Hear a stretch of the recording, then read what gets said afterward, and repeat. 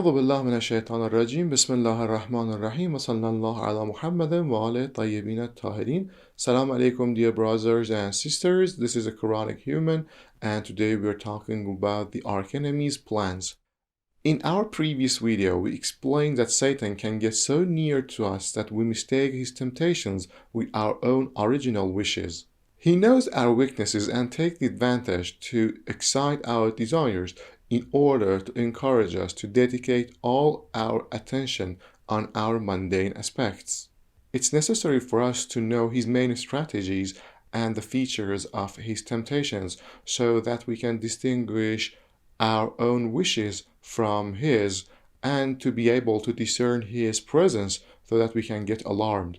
We already know that his main objective is to make us ignore Allah's presence and our own holy aspects, to turn us into unworthy beings that he considers us to be, the very same thing before which he rejected to bow down.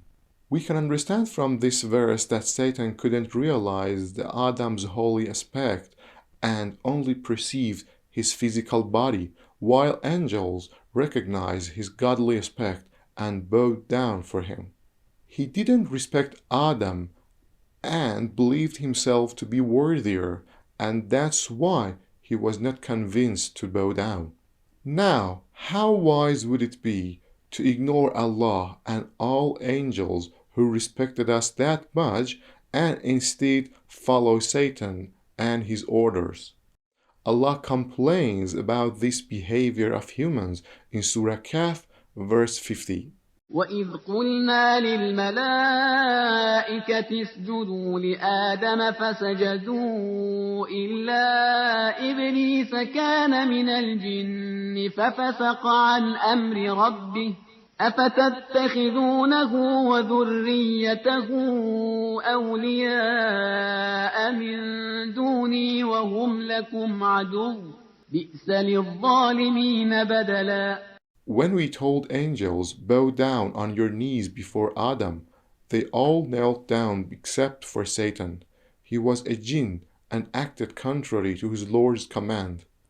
Will you adopt him and his offspring as patrons instead of myself? They are enemies of yours. How wretched is such an alternative for wrongdoers. The best criterion to distinguish evil ideas and emotions from our own original wishes is to see whether they make us ignore Allah and forget our own holy aspects or not. Sometimes Satan infiltrates our hearts through our joys and some other times through our sorrows, sometimes from our loves and some other times from our hatreds. None of these things is a definite sign by itself. It's the way they change the direction of our hearts that marks them as holy or evil. It may sound awkward, but there are times that we need to get angry for the sake of Allah, the same way there are times to love for His sake. It's impossible to love both Allah and dunya the same way it's impossible to follow Allah and Satan at the same time.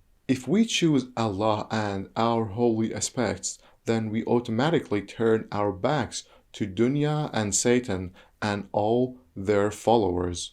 If we want to avoid Satan and dunya, we can't closely befriend their followers because we will gradually befriend dunya and Satan through them.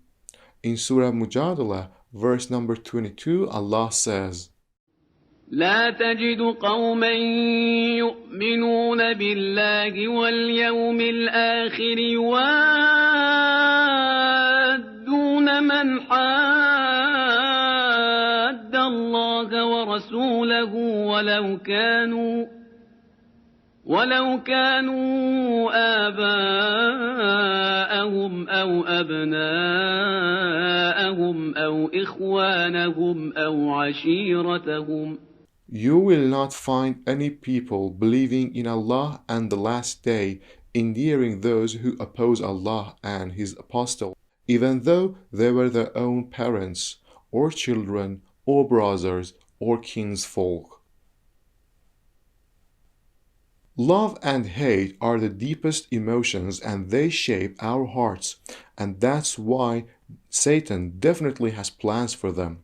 If he can't touch our hearts directly, he will come through our emotions.